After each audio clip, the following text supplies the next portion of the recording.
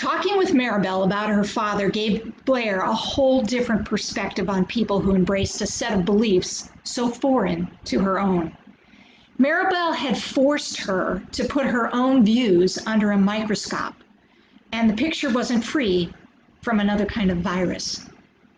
Hating every single person who had voted for the president was no longer possible. Maribel's father was a kind man who had clearly loved his daughter and tried to do the best he could to make sure she had a good life. That was apparent with the story she told. Maribel had a special smile when she talked about her father.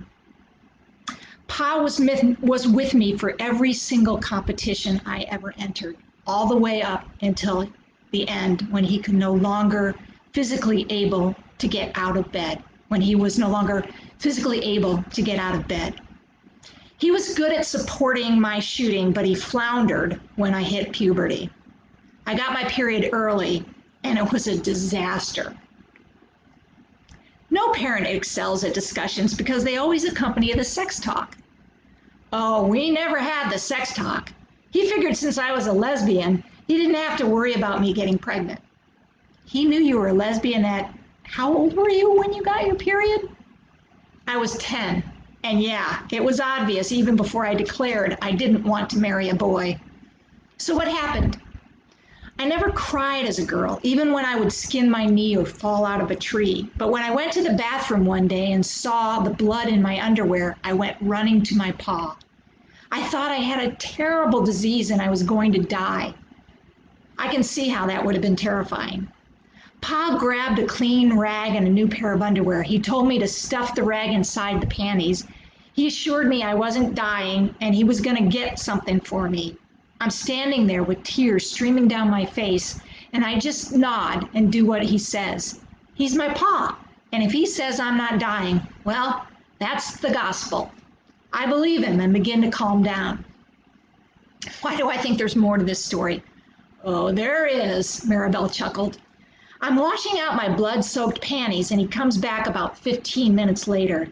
He'd gone to one of the neighbors, and she gave him a half-filled box of tampons.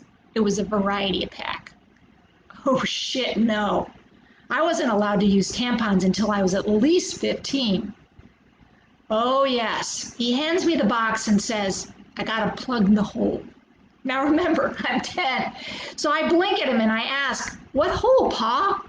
He shuffles and points to his private parts and says, you got a hole somewhere in there. And he points again to his crotch.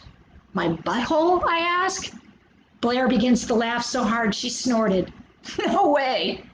Yes way. He says, no, the other one. So I ask, how am I going to pee out of that hole, Pa, if I plug it up? Holding her stomach, Blair shook with laughter. Did he give instructions on how to use the tampons? I still hadn't quite figured out which hole to plug. Innocently, I asked, I got 3 holes, Pa? Do you have 3 holes too? He said, yeah, you have 3 holes, and if you put your finger down there, you'll find the other hole. He told me girls are special because they have 1 more hole than boys. You know, this conversation is priceless. I know, but wait, it gets better. So I'm smart enough to figure out that I need to remove the outer paper on one of the tampons. I'm even smart enough to figure out that I need to find the smallest tampon to plug that little hole I discover. Oh, and as a side note, that discovery leads to other joys. Maribel grinned. But what I don't figure out until later is that I needed to remove the cardboard on the tampon. How in the world did you ever figure that out? Figure out you were supposed to remove the cardboard, Blair asked.